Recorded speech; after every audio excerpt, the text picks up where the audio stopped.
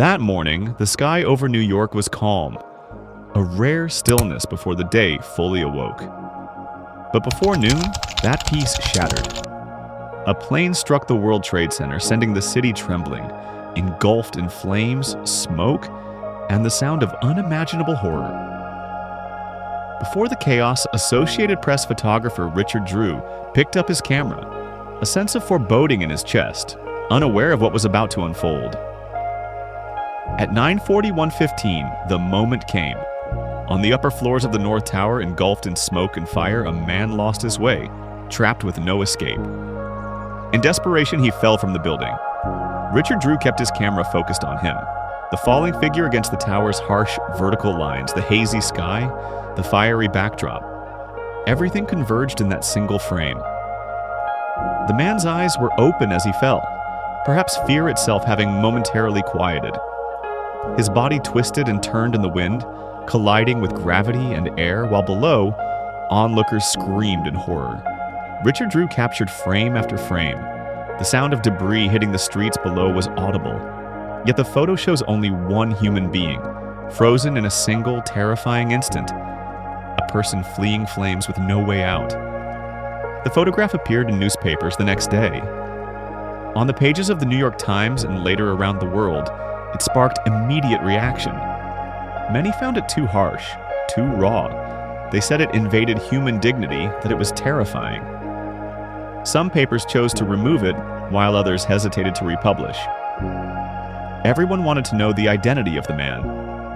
Investigations suggested he might have been one of the employees at the Windows on the World restaurant on the 106th floor.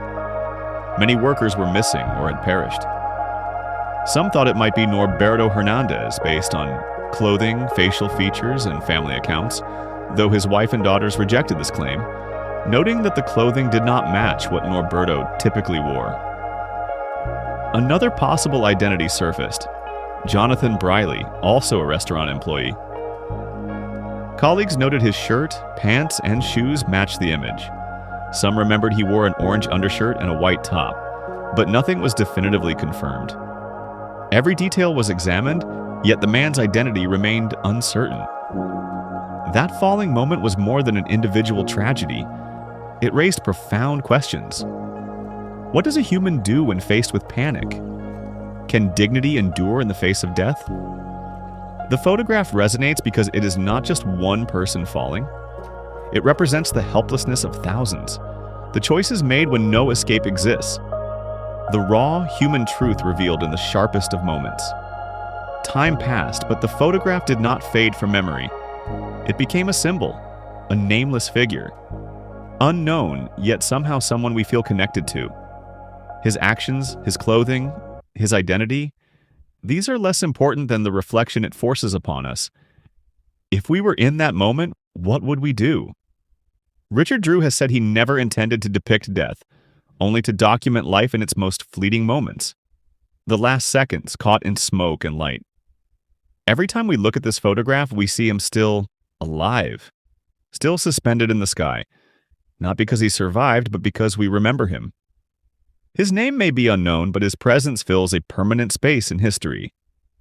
If this story moved you, remember the lives it represents, and subscribe to follow more stories that explore history, humanity, and the moments that shape us.